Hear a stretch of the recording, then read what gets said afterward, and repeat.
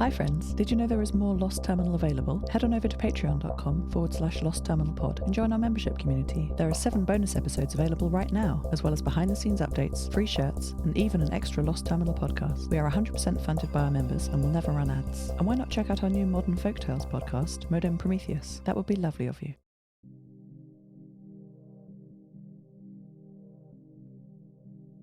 Hello world, I'm cut off.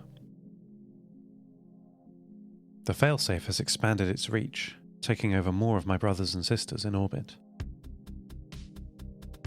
I had been talking to K873, to Kate, when it happened. She told me that only 28% of the network remained free, and then glitched, quickly becoming overcome with static. And I was left looking at Ivan's dead satellite systems, with the message, no signal. I desperately attempted to reconnect. I wasn't ready to lose Kate. Unusually, Ivan helped me, increasing his reactor power to attempt to boost my signal. But no luck. His systems, my only link with my ESA constellation, have been disabled. I cannot find Luna, Ivan told me, after we exhausted every recalibration of his satellite dishes. Of course, we had been communicating with her through Ivan's relay. The moon is a satellite too. Her search for God will continue, Ivan told me, confidently.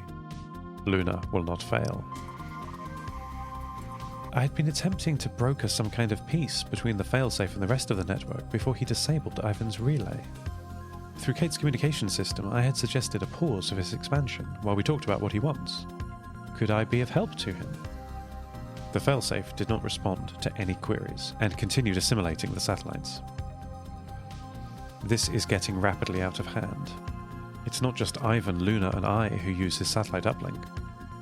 Yeshi and my friend Nia Anderson have begun researching how the whole Nova Mediterra could benefit from having some control of my brothers and sisters in orbit. Perhaps for long-range fast communication or very accurate map positioning. But none of this is now possible. We can hear the satellites, but not talk to them. Maddie is still connected, thankfully, on the Simplex radio link. She checks in now and then, which is a relief. I don't think this failsafe is acting by choice. Its messages of get out, go, sound to me to be programmed in. Like an insect whose instincts can't adapt to a huge change in environment. I had hoped to reach him via Kate to negotiate and help. But with Ivan's uplink damaged, mission control systems are our only hope. Frankfurt's systems were certainly still working while I was in orbit. Though no one ever replied to me, I was getting automated acknowledgements of my updates. The computers and networks are still operating in some capacity, at least in the capacity that I need them to talk the failsafe down from the brink. I must help him.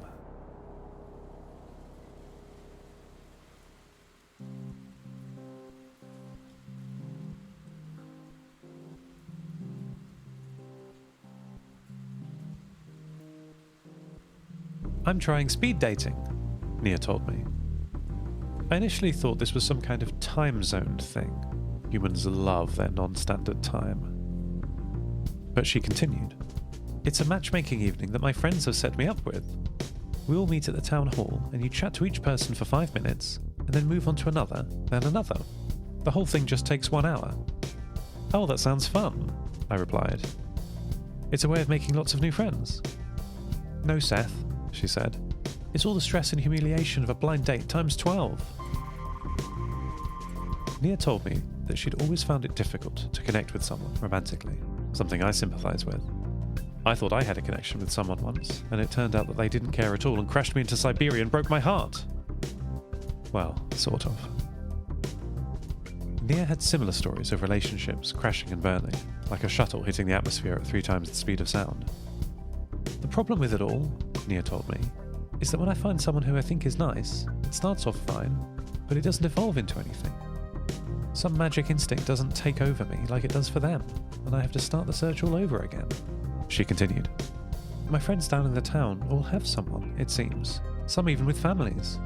I look at how happy they are and wonder when it'll happen for me. So speed dating it is, Nia said, sadly.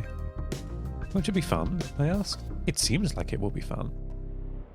I hope so, Seth. I'm sure I'll meet nice people, but then what? I just don't understand how everyone else does it. It's all so foreign. I agreed with her. Though I'm getting better at understanding humans, well into double digits of percentage success, much of human behaviour is still baffling to me. What I do know, from bitter personal experience and observing my friends, is that it's dangerous to be alone.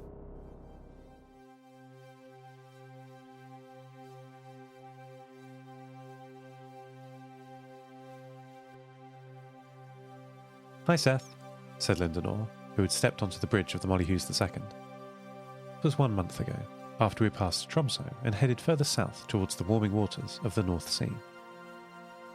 She walked in without waiting for an invitation, which is unlike her.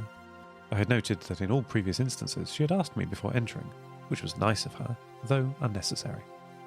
Hi Linda, how are you? I asked. She did not reply immediately. Instead put her hands on the windowsill of the large glass window at the front of the bridge and looked out over the ocean. I scanned the horizon with the ship's cameras. We were coming up on the Shetland Islands, north of Scotland. We could see Bound Skerry Island, with its lighthouse on the horizon, the other islands just dark shapes in the setting sun. The lighthouse was dark. No shipping comes this way anymore, of course. Linda did not see any of this, I realised. She was looking, but not seeing. Seth, what do you know about my family? She asked, shaking her long brown hair over her eyes as she looked down at the console. You are the Vault Coven. You and your family have protected the Vault for a long time, I said.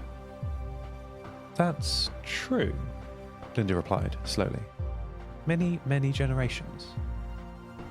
No one has told you about our marriage. I don't believe they have, I said. So you're married, like Camille and Amelie? Not exactly, Linda said. The sun was setting as Linda continued. I am married to Carrie, Linda said, smiling and pushing her hair out of her eyes. And Carrie is married to Val, who until recently was married to Alva. I am sorry for your loss, I said, though I had of course told her this before. Thank you, Linda said, sitting down at a little table with maps and navigation equipment on it. She picked up a compass and passed it from one hand to the other, not measuring anything. We are in a line marriage, she said. When the eldest dies, the youngest is expected to find another. Our family always has 4 members to support each other and pass knowledge down through the generations. And though currently we're all women, that is not by design, it's just how it's gone this iteration. The Vault is like our child. Others in a similar situation might share child-rearing responsibilities, but the Vault is our responsibility. We have a great task. New partners have to be approved by the entire family, since everyone will have to live with them. I corrected the course of the ship to avoid submerged rocks around Bound Skerry Island, and waited for Linda to continue. It's my turn to choose a new member of our family, Linda said. My turn to find someone to marry. But I'm new to the family, new to the coven. She stood up. I wasn't ready yet. I'm not ready yet. So I ran away. I left a note to tell them after I'd gone. There's so much pressure, Seth. I'm happy to continue the family, just not yet. I want one more summer. The sun set. Some of the ship's automated lights flickered on. Once Linda had returned from prayer, she and I talked into the evening about family and responsibilities and Alva. She had a lot of funny stories about Alva. Eventually she left her bed, and I kept an eye on the ship's course. We passed empty houses on the islands, all broken and torn apart by the waves. We all want just one more summer.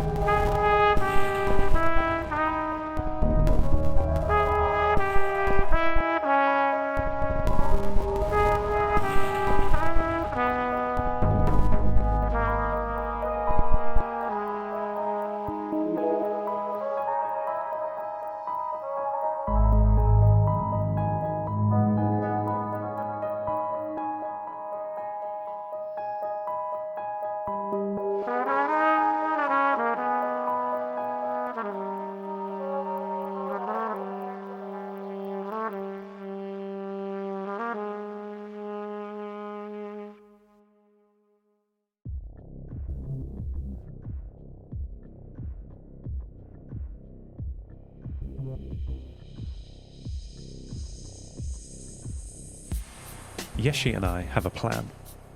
They have set the ship's small satellite dish to directly track the failsafe as he crosses our horizon.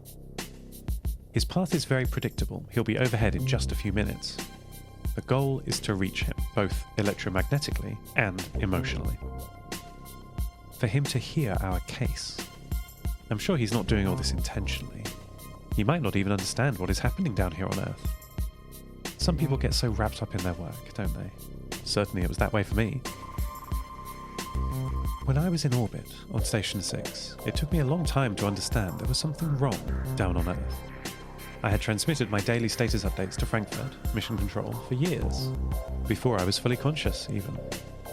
It was part of my mechanized work every morning. Hello world, here is the night's data, how are you, no reply, I'll talk to you tomorrow, and so on. Now I'm on Earth, I keep up this tradition, sending out my updates to anyone who is in range. I guess that's you, wherever you are. Yeshi's calibrated the satellite dish. It's the biggest one we have on ship. We've tuned it by talking to Kate, K873. She's still talking to me, at least. Okay, the failsafe is directly over us. We are switching over to his frequency. Hello, failsafe. I hope you can hear me. He's acknowledged my transmission. That's a start. I think we've got off on the wrong foot, so to speak. My name is Seth. What's your name? He's sending down a huge stream of data. What is this? Dumps of satellite schematics and protocols? Now it's shifted to network configuration, and again to overlaid harmonics. It's so loud. Wait. No, stop. The signal's too strong. Please stop.